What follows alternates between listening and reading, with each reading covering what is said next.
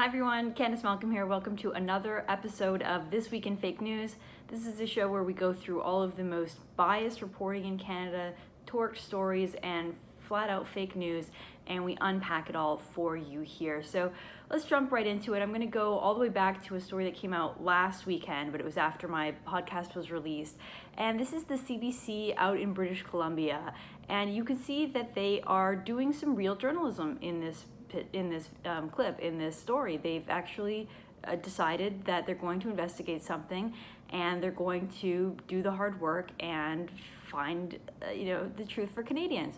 Unfortunately, the thing that they're digging into is absolutely crazy. So here we have the CBC basically stalking and harassing this individual named Michael Adamson. Michael Adamson is the fellow who provided the West Point Grey Academy yearbooks to Time magazine, and that enabled Time to report on Justin Trudeau and blackface. So we have the national media, the state broadcaster here, harassing a private citizen because he made a picture public. Now, why isn't the scrutiny on the politician who actually did it, the person who's running for office, the person who wants to continue to be prime minister? We see them chasing down a private citizen who was actually a brave citizen, coming forward, being kind of like a whistleblower, putting himself out there and letting the public see something about a prime minister that we hadn't seen before. That's heroic. That's what journalism is all about. That's what Michael Adamson has done. And the CBC is treating him like he's some kind of a criminal,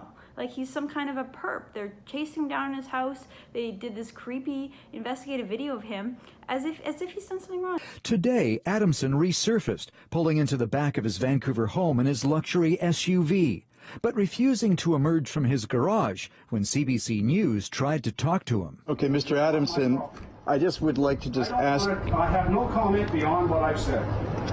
So, like I said, I respect what you have to do, but I have no further comments. It's unbelievable, folks. And the idea that they're asking all of these questions, again, of the person who made the photo public, as opposed to the guy who actually wore the blackface and was so brazen about it that he put it in the yearbook. As I reported in the Toronto Sun this week, Trudeau was the editor of the yearbook, so he was a part of the people however small number of people at the school who were deciding what pictures would go into the yearbook.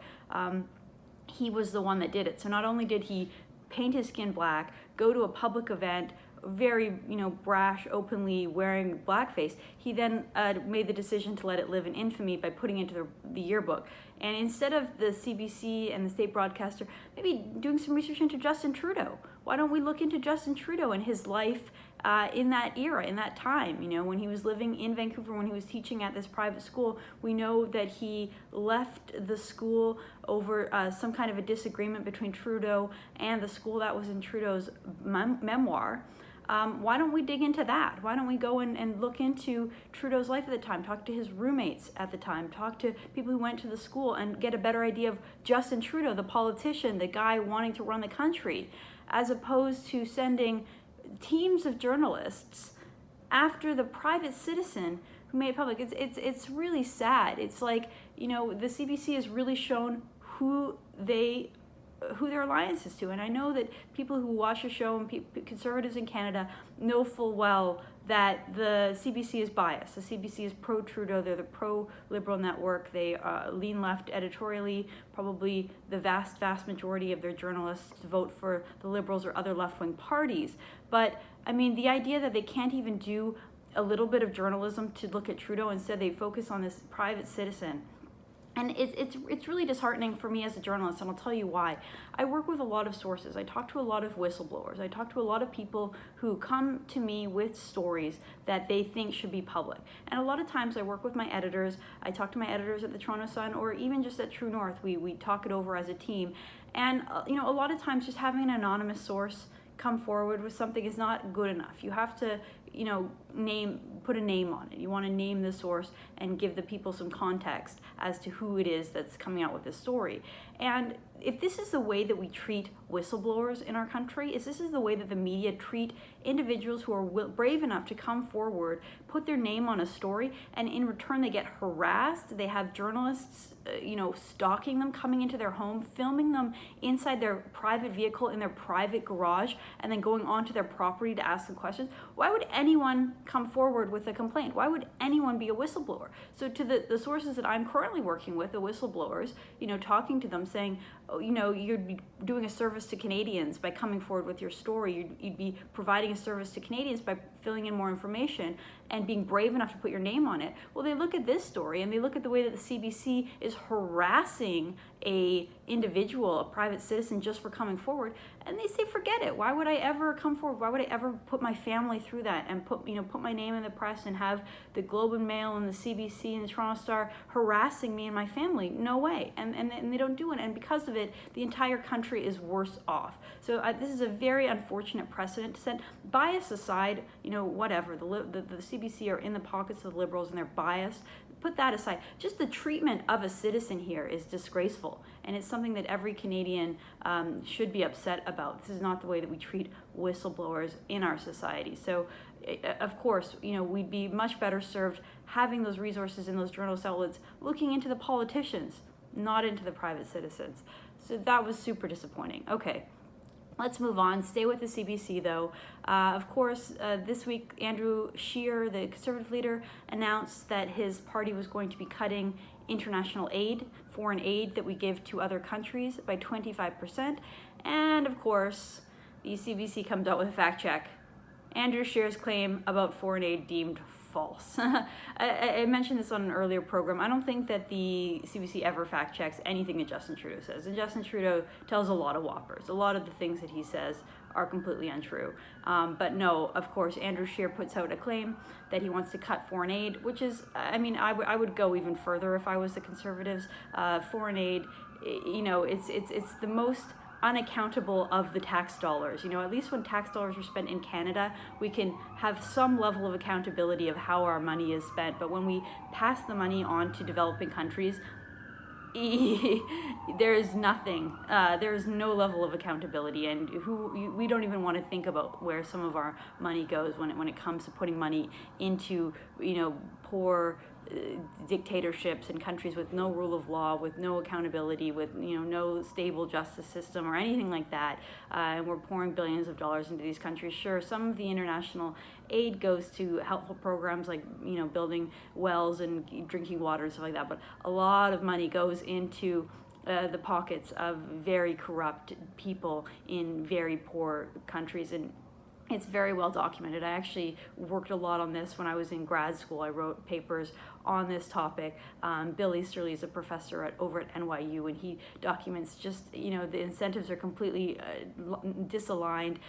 There's, again, no accountability, no structure. A lot of the times, even the money that is well spent, it has a lot of unintended consequences that hurt local industries, that undermine the local economies in these poor countries. So again, I am not a fan of foreign aid whatsoever. I think that the best thing that we can do for poor countries is to trade with them, is to provide jobs for people in those countries. Even having an immigration program where some people can come and live in Canada and send money back home to their home country is a lot better than these, multilateral organizations and this aid. Anyway, the CBC has a complete opposite opinion, of course, so they fact check, and big surprise, they say that Andrew Scheer is wrong, and they have this long explanation of all the nitty-gritty of exactly what countries are considered middle income compared to high income. Look, the bottom line is that Canada is giving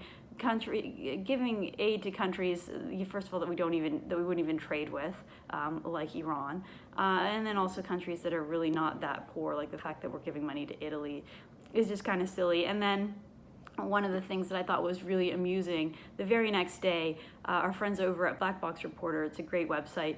They do a lot of investigative journalism, and they do reports, and they know Ottawa really well inside out. Very next day, they put out a report that says that Canada won't disclose our aid to China. The Department of Foreign Affairs yesterday would not disclose how much it continues to give in foreign aid to China. The Conservative Party proposed a cut to global aid spending by 25%, including contribution to wealthy dictatorships. China has a $13 trillion economy, $10 billion space program, but information is not present at this time. So the Canadian government won't even say how much aid we're giving to China. We don't even know how much money we're giving to one of the worst dictatorships in the world, and yet here the CBC can just definitively say that Andrew Scheer is wrong when he gave his numbers about how much foreign aid he was cutting. So a slow clap for the CBC. They're just making stuff up now, and they go out of their way to try to show that Conservatives are wrong, to point out instances where they think that there's a, contradiction. And then, the Liberals do it every single day. They do it every single day. Oh, and the CBC, just glosses right over that, and no fact checking when it comes to the Liberals. Okay, move on. This is just a quick comment here. So a really sad state of journalism in Canada right now. Apparently, if you're a journalist working for a right-of-center news outlet or a publication that has slightly like right-leaning editorial position, you can't report in Canada. So last week it was our organization, True North, and our reporter Andrew Lawton who got banned over and over and over again from attending the Liberal events. The Liberal campaign people just completely lied to us. They gave us excuse after excuse. There was nothing consistent about what they were saying. They said that we weren't, we needed to be credentialed through the Parliamentary Press Gallery, but then we'd go to events and they would let in all kinds of people who had clearly had no accreditation through the Parliamentary Press Gallery, including students, foreign press, local media. This is something we did yesterday for the report. That's my name, right? You can go in and Hey, I've been told, unfortunately, you're not an accredited Okay. media. There's even a group called Socialist Action, which makes no claim to be a journalist organization in Canada. It makes no claim. It's an activist organization. And so Socialist Action was let into a Trudeau media event, and they heckled and they caused a scene. So the Liberals don't mind if you are not a journalist but you're on the left, but if you are a journalist like Andrew Lawton, who has been a journalist for 10 years, who has interviewed Justin Trudeau on his radio program before, who is a full-time journalist working day in and day out to put out news reports, then the Liberals won't let you in. And then they lie about it. They, every time we spoke to them, they gave us a different excuse. And now the Liberals aren't even returning my calls or emails. So we're continuing to try to get Andrew Lawton on the bus, but he is not on it yet. And I'm not too optimistic that the Liberals are going to even try to be fair about this. But anyway, the Conservatives sunk to a new low as well because the Rebel tried to go to a Conservative event. And not only did the Conservatives not let him in, but they actually called the police on a reporter for the Rebel, David Menzies, who's, Andrew Lawton's been a journalist for 10 years. David Menzies has been a journalist for 35 years, and everyone knows him. He is a well-known journalist, and, you can say what you will about the Rebel and some of the things and the reports they've done in the past, but I don't think anyone's ever made the claim that David Menzies is anything but a professional guy. I mean, he's a funny journalist. He's, a lot of his reports are kind of tongue-in-cheek or funny. He does sometimes wears outfits and stuff like that. But, he's a journalist, period. And so the Conservatives did not let him in, and then they called the cops on him, and the cops arrested him, which was just disgusting to see a journalist in handcuffs in this country. So shame on the Conservatives for that. They're stooping to the lows of the Liberals. And this is, of course, the kicker. When it was happening to us, when it was happening to Andrew Lawton, the media completely ignored us, right? They didn't lift a finger. There was no solidarity. They didn't report on it. They barely tweeted about it. It wasn't until Andrew Lawton was removed from a public event where he was there as a private citizen there was a little bit of blowback, and then we did get 2 articles in the National Post, which we're very grateful. And I should mention that also the Post Millennial has been great about covering it. So when I'm talking about no coverage and no solidarity, I'm talking about from the mainstream media and from the sort of, main players like the CBC, Global, CTV, the Toronto Star, Globe and Mail.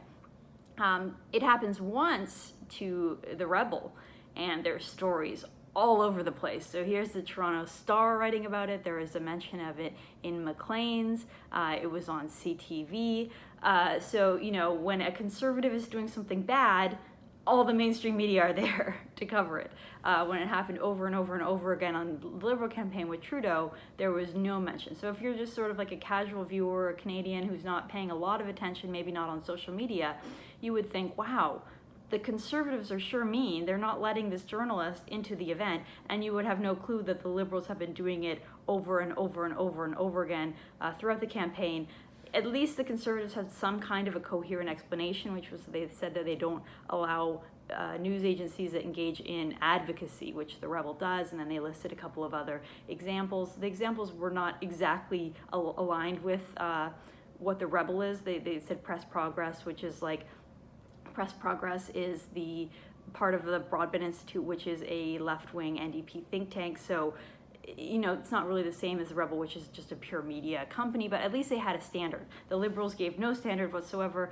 The standard that they gave, the Parliamentary Press Gallery accreditation thing, turned out to be total nonsense because it let in so many journalists like Socialist Action who are not part of that guild. So it's unfortunate. The Conservatives make a minor misstep, the media blow it up into something big, and then literally the exact same thing is happening on the Liberal side, and nothing. I'm still waiting for the Toronto Star to write about Andrew Lawton and the fact that we're not allowed on the Liberal bus. I'm holding my breath, but I'm not too optimistic.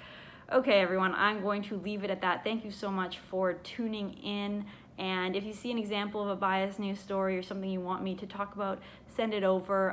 Don't forget to like this channel, like this page, like this video, and share it so that all of your friends and families and colleagues and everyone can see the real news and what's going on in Canada. So thank you very much.